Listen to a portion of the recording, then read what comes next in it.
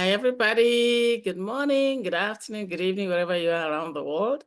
Welcome to Family and Finance. My name is Rose Joshua. Professionally, I'm an insurance agent and a real estate agent.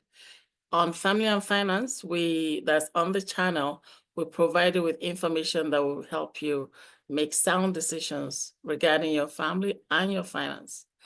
Today, I'm going to continue the discussion of what not to do when you are buying a house, okay?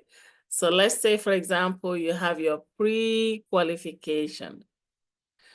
In my last video, I talked about not going on a spending spree after you get your pre-qualification, before you actually get your keys, all right?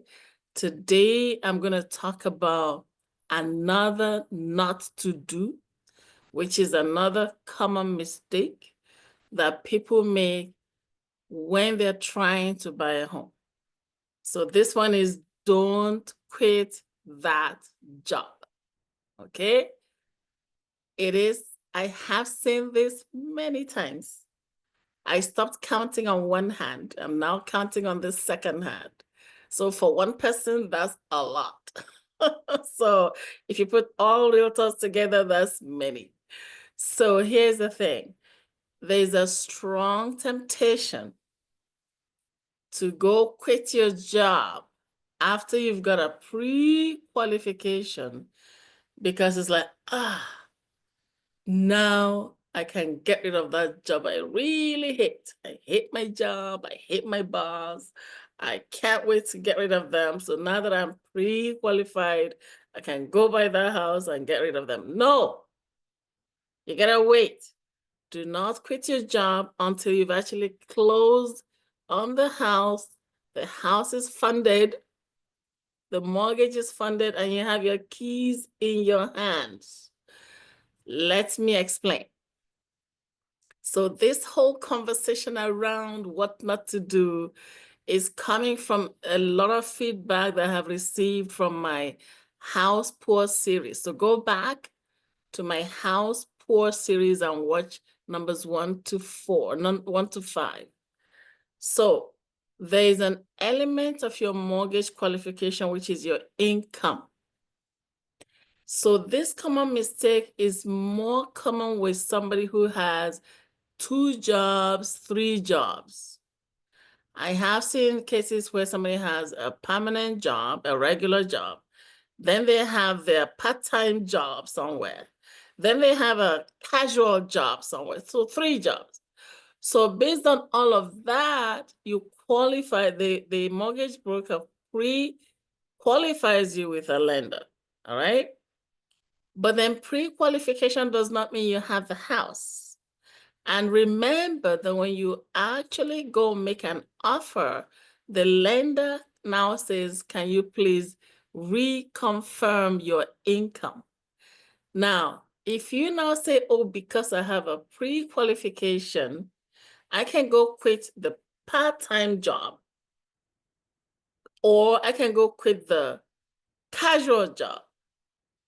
When the lender reruns your finances, your income, then they're missing income.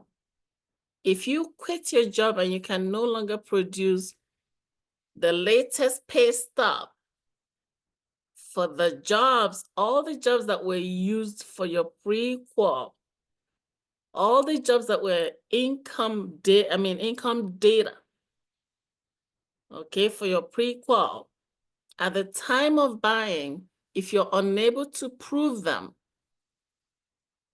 in many cases, you can no longer finish the business. You can no longer complete. The lender says, oh, the income has changed. And sometimes they can take you from, oh, you're qualified for $500,000 down to, oh, now you're now qualified for 170K. Why? Because the income changed. And remember, when it comes to all these mortgage pre-qualifications, every dollar matters. So your income from the permanent job, income from the part-time job, income from the casual, however many jobs you have, They all come together to form that pre-qualification amount. If you're missing any of them at the time of closing, you may not close. I have seen it. I have seen it. I have seen it many times where people do a down payment on a home.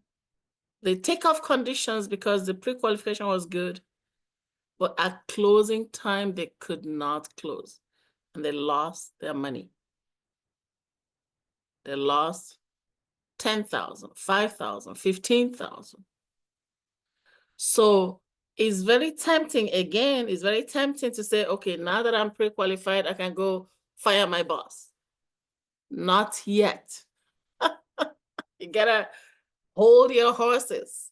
You gotta keep your patience until you have the keys in your hands. Then you can fire your boss, but you gotta remember that if you no longer have the income from before qualification to now that you have a home, how are you going to pay your mortgage? Okay, maybe you have a partner or co-borrower or somebody who's going to pay the mortgage while you take a rest from that second job or third job or even a job completely. But just make sure that you're able to pay your mortgage, right? So I'm not worried about that yet, not in this video. In another video, I'm going to talk about foreclosures. But for now, this is the pre-qualification income that you must prove, you must reprove at the time you're closing the deal in order for the lender to finally say, okay, here's the money. All right, so please don't quit that job. Even if it's just a small, innocent looking casual job, the income was used to pre-qualify you. So I think I've said it enough times. I think you get the message. If you're pre-qualified on specific jobs, hang in there. Close, and then you can readjust. All right? I hope everybody got that. All right.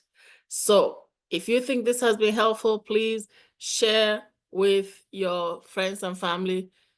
Be sure to subscribe, have them subscribe. And God bless you. Let's help one another. Share this information with everybody. God bless you. Okay. Have a good one. Bye-bye.